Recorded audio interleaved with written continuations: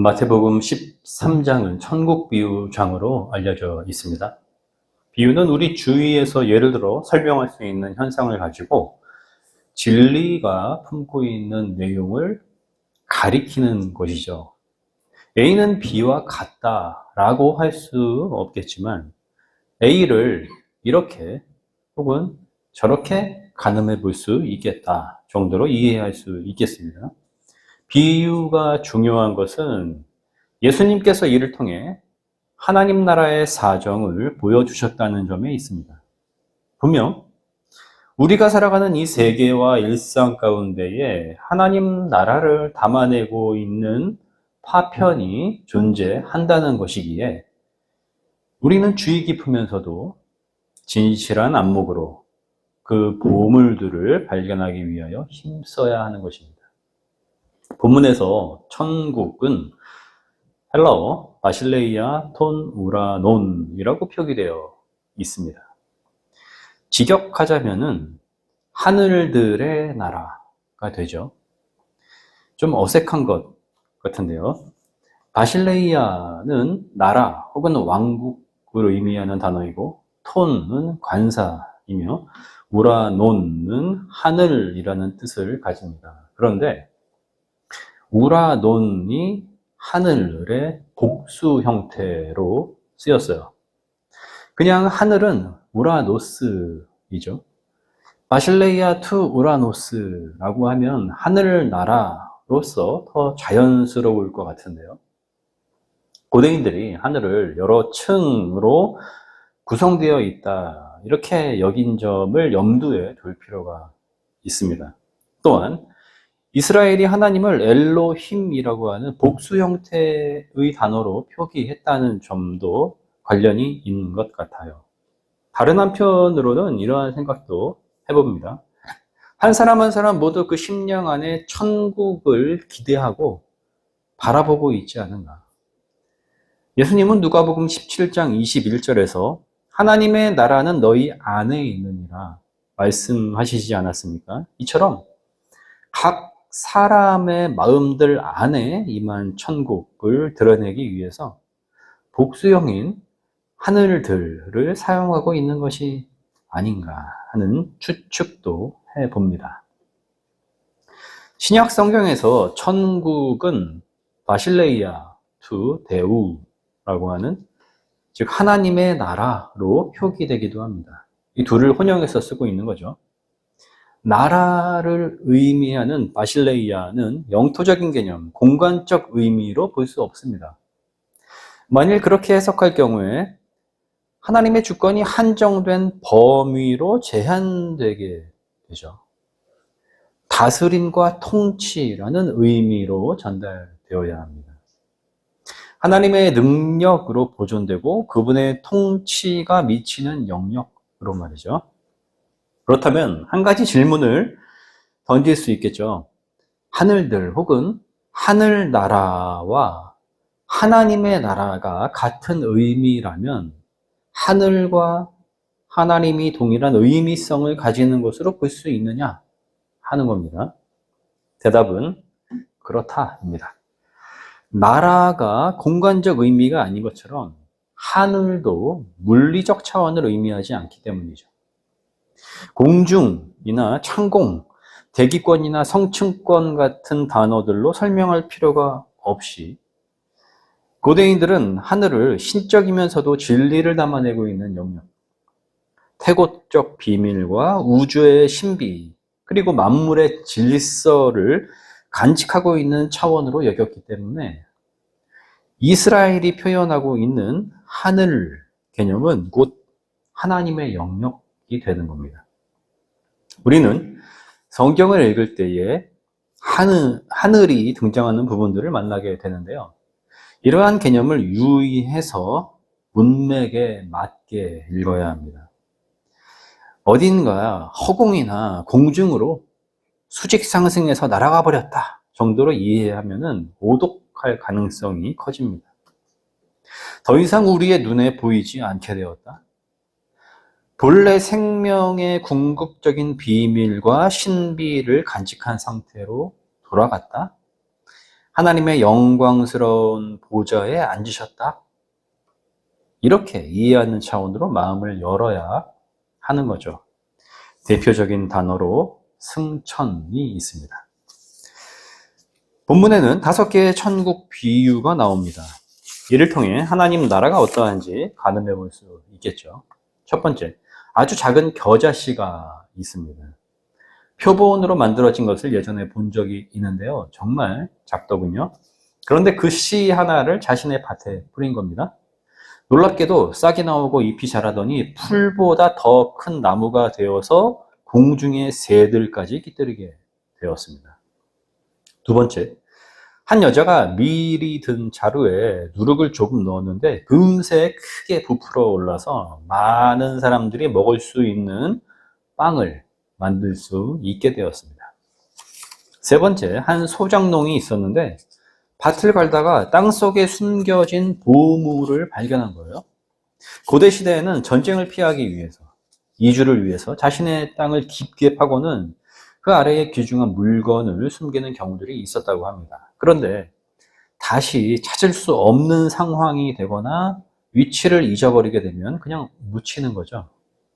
그 소장농은 보물을 잘 숨겨두고는 기뻐하며 돌아와서 자신의 소유를 다 팔아 그 밭을 샀다고 합니다. 네 번째, 좋은 진주를 구하는 상인이 있었는데 마침 극상품을 발견하고는 자신의 전 소유를 팔아 그 진주를 샀다고 하네요. 다섯 번째, 바다에 큰 그물이 쳐져 있고 그 안에 온갖 물고기들이 들어 있습니다. 그물을 끌어내 작고 쓸모없는 고기들은 내버리고 좋은 것은 그릇에 담아둡니다. 이 5개의 비유는 어떠한 천국의 의미성을 포함하고 있을까요? 전체적으로 혹은 부분적으로 드러나는 것들은 무엇이 있을까요? 먼저 겨자씨와 누룩은 엄청난 폭발력과 성장력을 보여주고 있다는 점이 눈에 띕니다. 작은 씨앗 하나가 새가 깃들일 정도의 나무가 되고 얼마 안 되는 가루들은 큰 덩어리로 부풀어 올랐죠. 천국은 이처럼 인간의 계산이나 상상 혹은 이 정도를 투자했으니 어느 정도의 결과를 기대할 수 있어 라고 하는 인과 법칙의 수준을 가뿐히 넘어섭니다. 하지만 어떠한 과정으로 그리 되었는지는 설명할 수가 없어요. 마치 자고 일어나는 사이 자신이 해야 할 일들과 더불어 보낸 여러 날들 그 사이에서 큰 변화를 자체적으로 일으키기 때문이죠. 인간이 그 사태의 파악을 할 수 없음은 변화의 주체가 하나님이시기 때문입니다. 인간은 그 역동성 앞에서 자신을 발견할 수 있을 뿐이며 그 놀라운 신비 안에서 하나님의 통치 능력과 생명의 기쁨을 누릴 수 있을 따름입니다. 밭에 보물을 발견한 소장농과 최고의 진주를 찾은 상인의 경우는 그 가치를 알아봄으로써 자신의 모든 소유를 팔아 밭과 진주를 샀다는 점이 눈에 띕니다. 주목해야 할 점은 두 경우 모두 자신이 발견한 게 아니라는 거예요. 엄밀히 말해 찾아진 것, 발견되어진 것입니다. 천국은 자신의 내면을 성찰함으로써 발견할 수 있다거나 불교에서 말하는 방식처럼 마음 공부를 함으로써 개발할 수 있는 것이 아닙니다. 밭의 보화와 최고의 진주는 발견되어집니다. 때문에 그들은 크게 기뻐할 수 있었고 설렘을 안고서 집으로 돌아가 어떻게 하면 그것을 자신의 소유로 만들 수 있을까? 행복에 겨운 고민을 할 수 있었습니다. 그리고는 미련 없이 자신의 소유를 팔아 모든 것을 팔아서 즉 이 말은 전 인생을 건다는 의미인 거죠. 그렇게 그것을 사버리는 겁니다. 절대적인 가치이기 때문이죠. 그 외의 모든 것들은 상대적으로 비교가 되지 않기 때문입니다. 그물 비유 또한 절대성이 강조되고 있습니다. 그 안에 든 모든 물고기들이 그물을 피할 수 없다는 점에서 그물은 절대적입니다.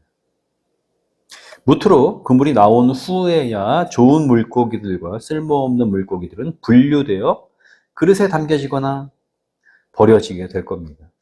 이처럼 하나님의 나라는 완성의 시기 곧 하나님의 의로우신 심판이라고 하는 종말론적 성격을 가지는데 모든 인간은 그것을 피할 수 없음이 마치 그물 안에 담긴 물고기들의 사정과 같다는 것이죠.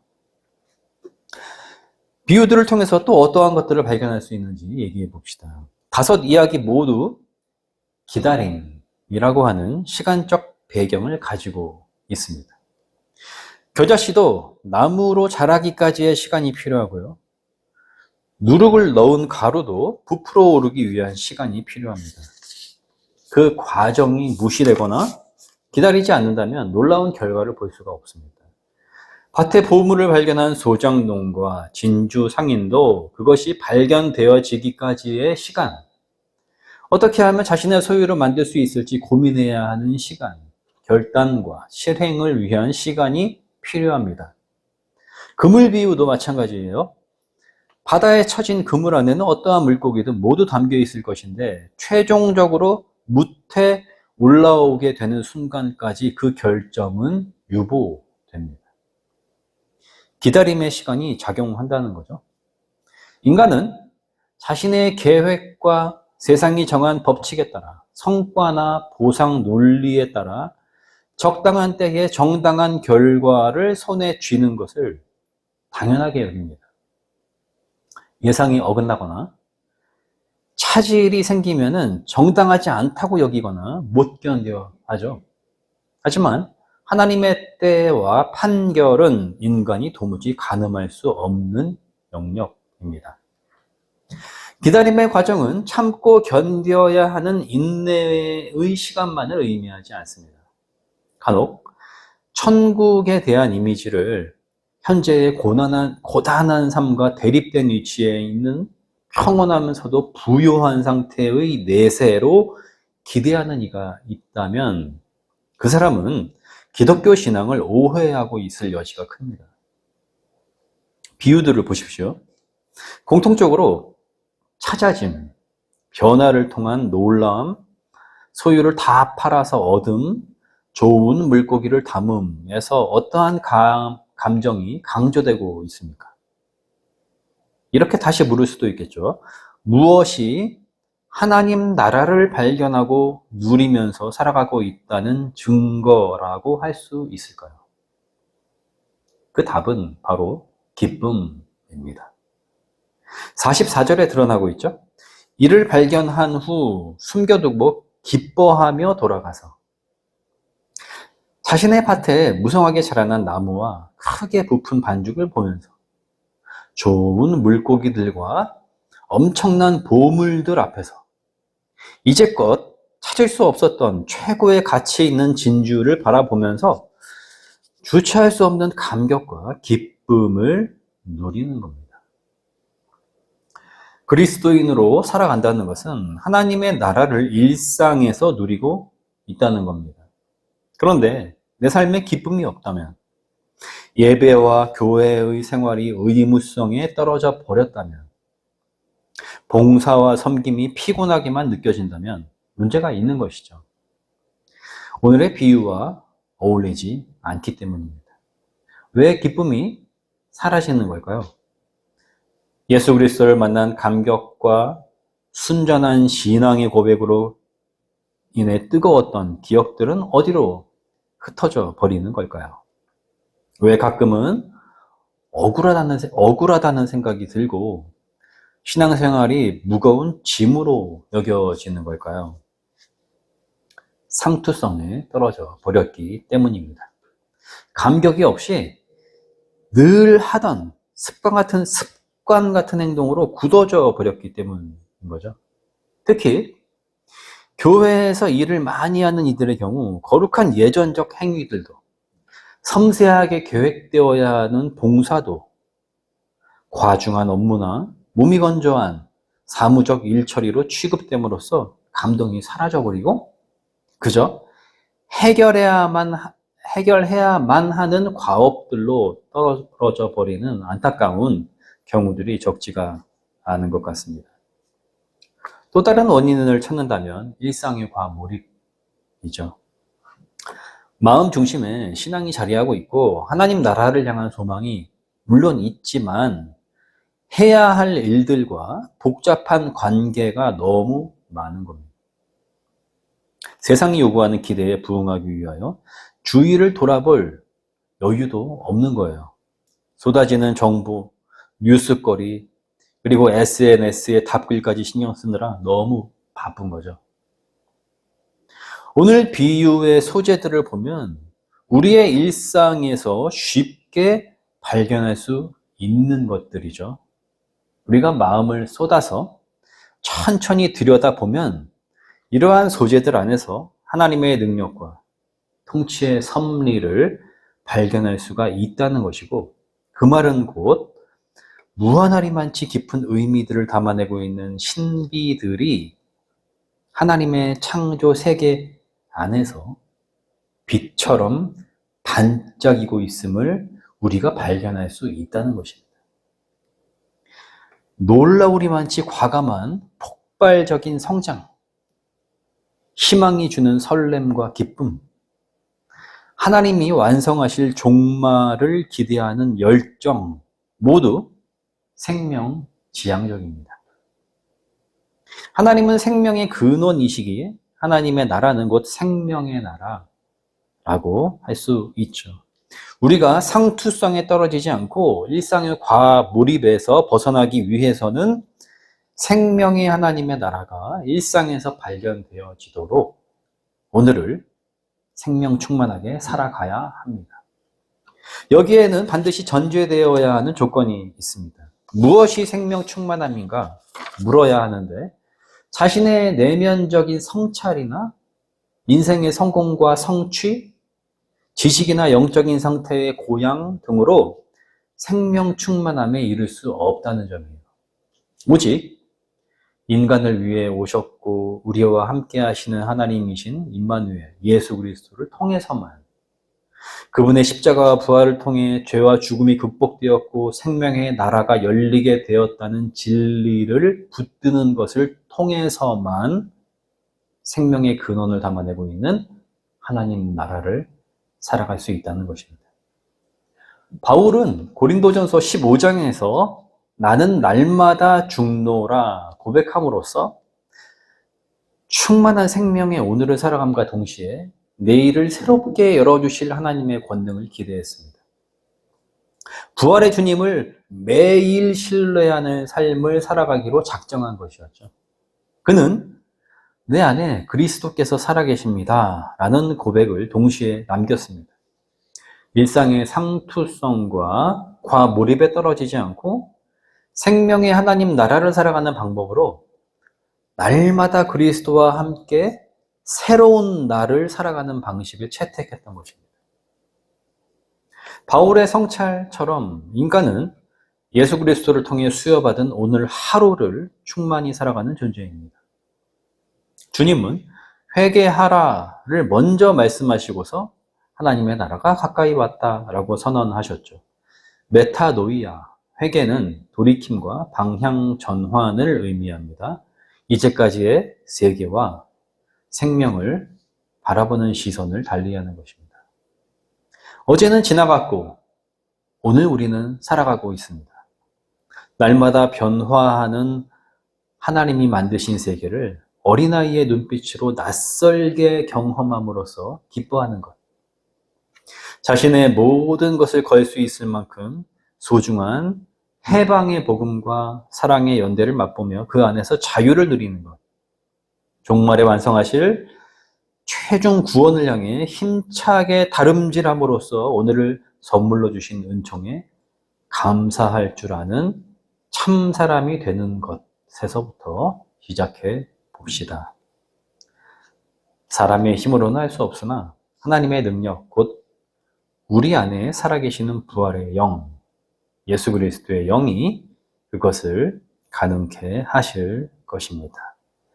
모든 지각에 뛰어난 하나님의 평화가 그리스도 예수 안에서 우리의 마음과 생각을 지키실 것입니다. 아멘.